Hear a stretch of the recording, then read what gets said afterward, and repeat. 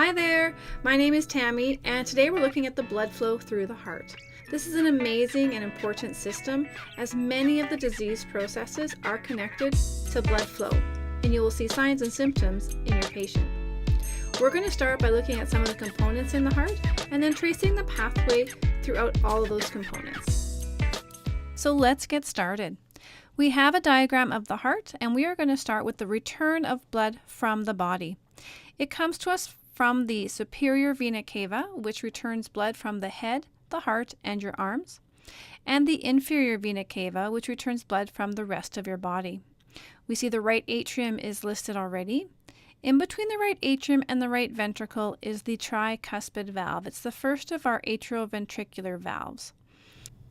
So once blood has moved from the right atrium through the tricuspid valve into the right ventricle, it needs to leave the ventricle through a semilunar valve, and this one is known as the pulmonic valve.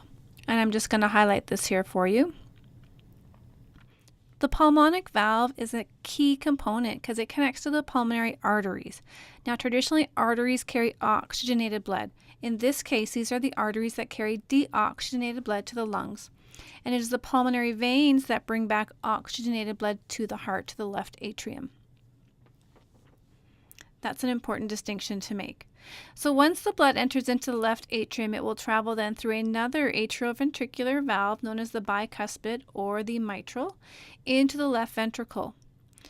From there, the left ventricle blood will then travel through another semilunar valve. This one is known as the aortic because it connects to the aorta, and the aorta will then transport blood throughout the body through the arteries. At which point, the blood will return to the heart through the veins, through the inferior and superior vena cava, and start this process all over again. Pretty simple, right? So let's go back to the beginning, and we're going to follow a red blood cell throughout the entire path again. Okay, so here we are. We've got our red blood cell. We are at the superior vena cava, but we could also be coming from the inferior vena cava. We're going to travel down towards the right atrium where blood gathers. And when there is a contraction, that blood will go past the tricuspid valve as it opens into the right ventricle. Now, before the blood can move upwards into the semilunar valve, those ventricles need to close. Once past the semilunar valve, known as the pulmonic, we are in the pulmonary arteries. And remember, pulmonary artery carries deoxygenated blood. It is in the lung where the gas exchange occurs and oxygen is exchanged for CO2. Returning to the lungs by the pulmonary veins, the blood will enter into the left atrium. From the left atrium, it will be ejected into the left ventricle through the bicuspid valves.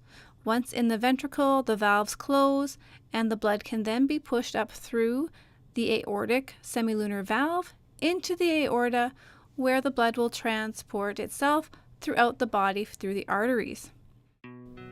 And that concludes the tutorial on blood flow through the heart. Make sure you take a moment to subscribe so you can keep up to date with the next video.